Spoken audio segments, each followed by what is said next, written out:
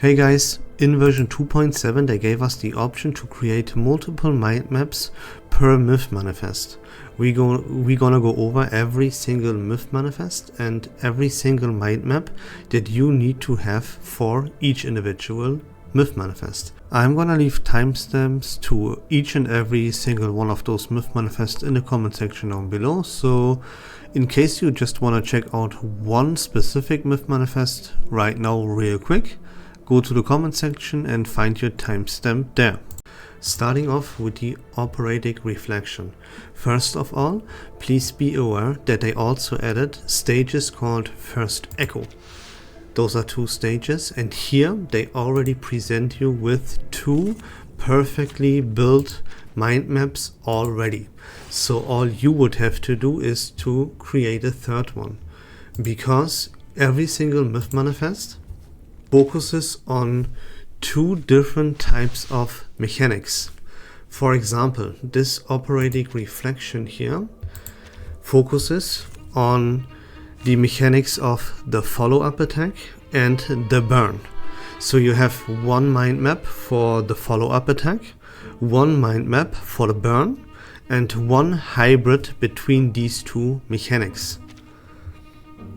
That's just as a side note. So let's start off. This is gonna be, they, like as I said, they create 2 of those mind maps perfectly for you already. So be aware of that. This is the one right here that we're gonna talk about first. This is the hybrid build right here, a mix between follow-up attacks and burn. So what it does is, whenever a beast ally attacks, of course, like every single myth manifest has their afflatus, and you want to play characters that are also from the same afflatus as the myth manifest you play with them, obviously.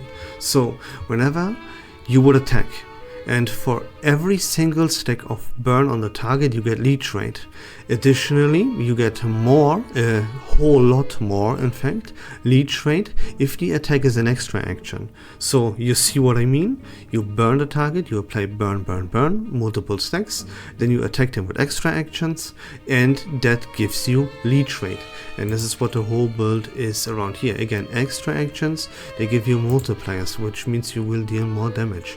Then through applying burn, you will generate heat, which is the mechanic of the mist manifest, and that will lead to the myth manifest attacking more frequently. Then here, when entering phase 2 and 3, the burn stack limits for enemies is increased from 10 to 20. Beast allies gain bonuses, and and so on and so forth.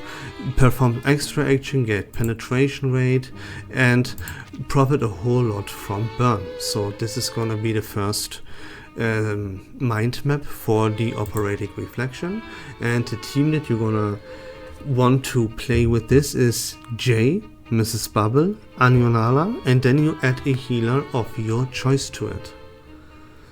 Then let's move on to the second mind map, which will be the mind map that is fully all about burn. This is less about the follow-up attacks, and everything here is based around applying burn. You see a heat limit plus 100, incantations grant up to 4 heat, and when beast allies attack you, for each stack of burn again on a target you gain penetration rate. This is stack burn and deal more damage based on how many stacks of burn are onto your opponents.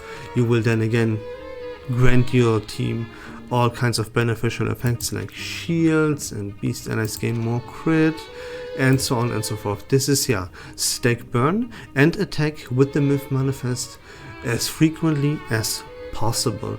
The team that you want to use here is also Jay, Mrs. Bubble, but here in this team you want to add Isolde instead of Anionala, because you want to apply more stacks of burn, as this build profits even more from stacks of burn than the previous build, and then you add a healer of your choice. Cool.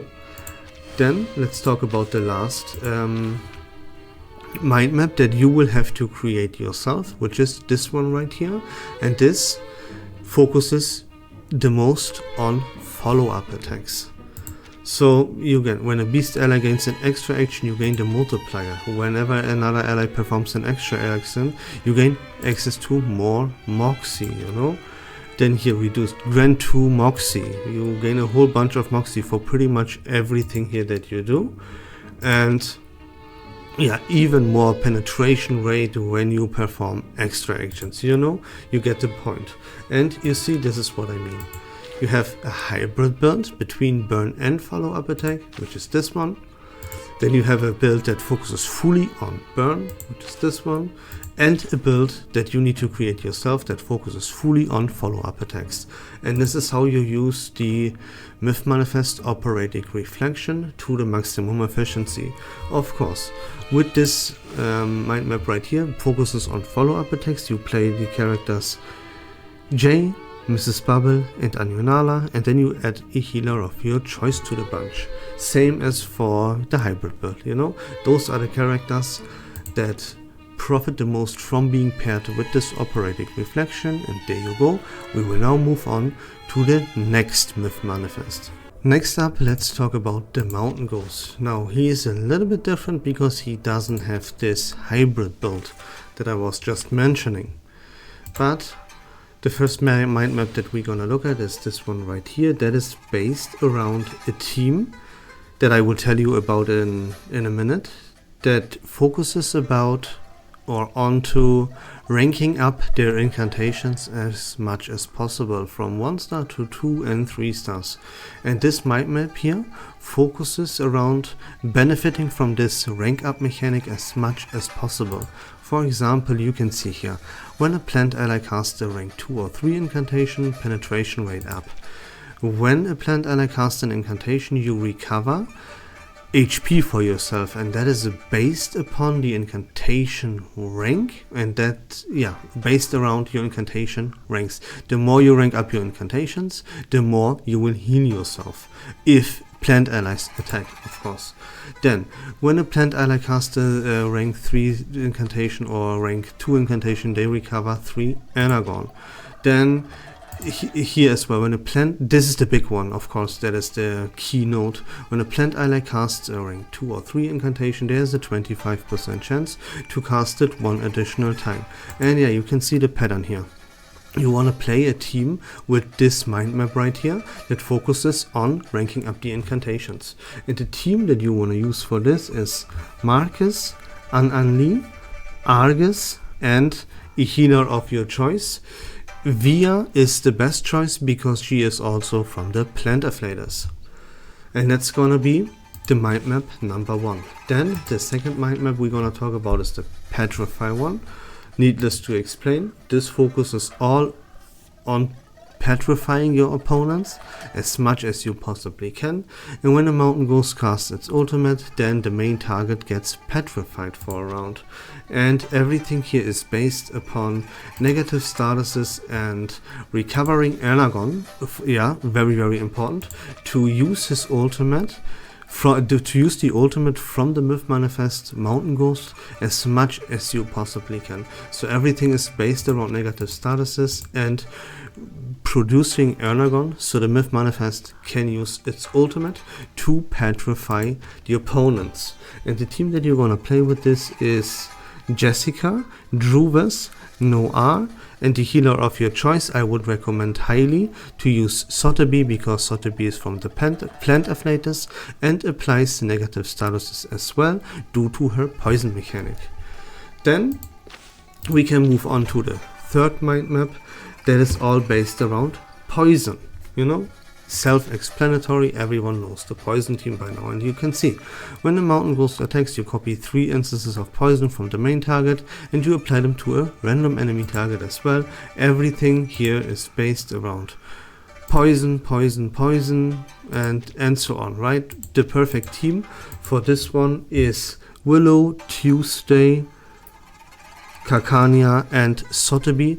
You can replace Sotheby and use Hisabeth instead if you wanted so, because she is also from the Plant Afflators. And that's it for the Mountain Ghost. Again, we have this rank up mind map right here. We have a Petrify mind map, this one, and a Poison mind map with this one. And that's all about there is to say about the Mountain Ghost. You know his 3 mind maps, you know the teams attached to these mind maps, and that's the perfect point to move on. So let's jump into the Ashen Beast mind maps. That is from the Mineral Afflators, and therefore of course he has the mechanic that is based around max HP, or yeah, HP percentage of all of your allies, of your team I should say. Of course the team that you're gonna use for this is obviously Semmelweis, Pickles, Eternity and Medicine Pocket. And what it does is everything here is based around how many percentage of HP your team has left. For example, when a Mineral Afflators character attacks, for every 5% of own missing HP, they will deal more damage. And that's the whole thing. For each, and also, like the lower they are on HP, the more smog density they will produce, which is the resource that this Ashen Beast needs to actually be able to attack. And you see here, after being attacked, Mineral Afflators characters below 25% HP recover HP. They gain shields and so on and so forth. They gain sturdiness if they are low enough. And since the character Medicine Pocket, he does not start to heal as long as your characters are not at or below 50% max HP. Before that, he's all about protecting your allies with shields, and therefore he's the best healer. But yeah, you get the point, right? You know this Blood Ember team, let me say it like that, for Semmelweis. This will also be the skill tree that you will use for the Nautica team in the future. And yeah, that's all about his first mind map. So let's move on to mind map number 2. That is a follow-up attack mind map that also grants you a whole plethora of good buffs. Here, Smoggy Haze lasts longer. Yeah, the Ashen Beast will attack and it will be more effective, and so on and so forth. Mineral, perform an extra action, recover 10% HP, you know. Yeah, here everything gets more effective when this Ashen Beast attacks, and you gain additional buffs to your entire team, and so on and so forth. It is all based around using extra actions and making it so that the Ashen Beast attacks more frequently and more effective. So you will attack more and more and more, and also more effectively. And this is what this mind map is based around. The team that you're gonna use for this mind map is Jiuniangje, Pickles, Balloon Party and Mercurial.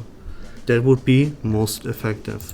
Then his third mind map is a hybrid between these two. It focuses also on getting the Myth Manifest Ashen Beast to actually do his thing and create his array, and so on and so forth. The duration from his array is increased, and so yeah, you get the point. Also, you make the Ashen Beast more effective. It's basically, you make the Ashen Beast itself, the Myth Manifest, pop off more so than your actual team. But yeah, you still grant a good plethora of buffs to your team. So yeah, this is why it's a hybrid. But yeah, I mean, I think you get the point here. So the team that you're gonna play with this is also the follow-up team. You can actually play both teams, but I would recommend you play Geo, Pickles, Balloon Party and Mercurial for this mind map here as well. And excuse me, and that's all about there is to say about the Ashen Beast. So we're gonna move on to the next one. Then we have the PrimitiveUrge, which his first mind map is all about his array that he creates. So let me first of all tell you what this array actually does. It's called Crimson Dreamscape, and all characters gain ultimate might plus 30. At the start of the enemy's round, enemies gain one effect from gain a debuff for 2 rounds and minus attack, right? So yeah, you want to have this array open as much and as long as possible to profit from this ultimate might. And you do this by taking this keynote right here, show rendered and temptations, because you reduce the cooldown of this array by 2 rounds, so you will have it up more frequently and more consistently. But yeah, this array will also not be up at some times, and then after an ally casts a damage type ultimate, and even if not under the array, you cast a follow-up attack, a better follow-up attack than you would normally cast. So yeah, you can see, have this array up, profit from ultimate might as much as possible, but even if the array is not up, you will still perform follow-up attacks with the primitive urge that are more effective than they would usually be. Of course, yeah, when you enter battle, you gain moxie, you gain ultimate might, and so on and so forth, right? But it's all about the array to improve your ultimate might, and you gain more moxie. Then the next mind map is based all around using your ultimates. You will consume less moxie, you will generate more moxie, even more moxie than the previous build.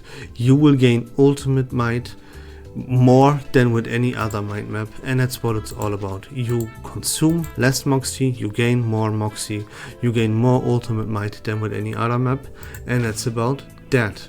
Then we have this hybrid build right here, which also focuses on letting the array be up as much as possible to profit from as much ultimate might as possible for as long as possible. But if the array is not up, then yeah, you will lose the additional effect, but you will still, again, consume less moxie, gain more moxie, and increase your ultimate might. So array up plus ultimates. But if array is not up, then it's not gonna be as effective. You know, you get the point. It's a hybrid between the two previous builds.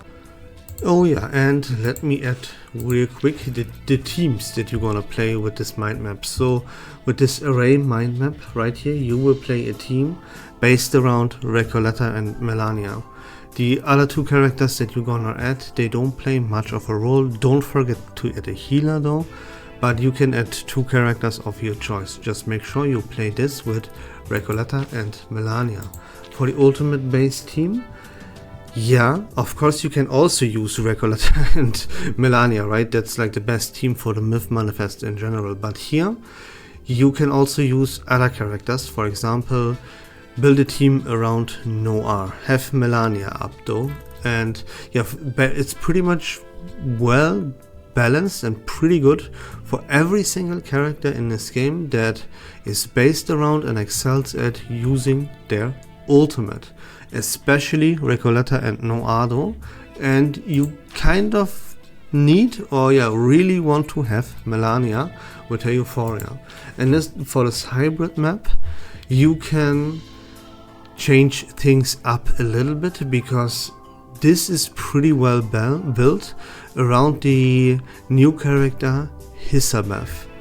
As don't forget, yeah, Hisabeth is actually really good for all 3 of those mind maps, but the best map for Hisabeth specifically would be this last one. And don't forget that Hisabeth from turn 3 and onwards uses her ultimate every single turn. So of course she is gonna profit from mind maps that are really hugely built around increasing ultimate might, and so on and so forth, you know. Last but not least, we have the Star of Misfortune, and he doesn't have a 3rd mind map, he only has 2, and luckily enough, the game already builds these 2 mind maps that are absolutely perfect for you already. So this one here is based around crit damage, and you want to attack as much as possible to profit as much as possible from these beneficial effects whenever you score a crit. You can see here you gain an Aragon, right? You gain a bunch of crit rate, a bunch of crit damage, you will confuse, you gain incantation might, and so on and so forth, right? Per year, if you perform an extraction, you gain an Aragon. And that's what it's all about. So you want to use a follow-up team here, but you have to be aware that you want to use characters from the star affiliators. So the best possible team you could use with this mind map specifically would be Liang Yue, 37 and Flutterpage. Now you can add a healer of your choice that is from the star affiliators. Of course, here I gotta mention Fatutu, right? I usually don't like to mention Fatutu because Fatutu is always in every single team ever, no matter what, the best character to add. You know, that's not a secret, everyone knows that. But if we talk specifically about a follow-up team, then that's where Fatutu really shines the most, and it's the best place for her. So here, I'm sorry, but I gotta mention Fatutu once. Okay, then we can move on to the second plan and the second mind map, and that is all about consuming Eureka. Every time you consume Eureka, you gain additional effects, like this one right here. For each Eureka a star ally consumes, they get a 10% chance to recover Eureka. Again, star gain plus attack, you know, you gain stacks of lucky when you consume Eureka, and everything is based around consuming Eureka. What does that mean? That means this is the impromptu setup right here, and the best team that you can play as impromptu, obviously there's only one team, is Baccarola, Voyager, Aleph, and for the time being Matilda. That of course changes when Kibarina releases in like 2.5 weeks, so keep that in mind. That is the impromptu setup for the Star of Misfortune, and that is all he has. He doesn't have a third mind map. And that's it for the video, guys. Those were all the myth manifests with all their mind maps. And yeah, a quick reminder that the game already builds 2 mind maps for you that are absolutely perfect, and you only have to create a third one for most of them. And yeah, I already also told you what kind of teams are best slotted for each individual myth manifest. I hope that was informative and fun. If you like Reverse1999 content in general, please consider leaving a follow on my channel. I would really appreciate it. But until next time, take care of yourselves, have a great day, and we love this game.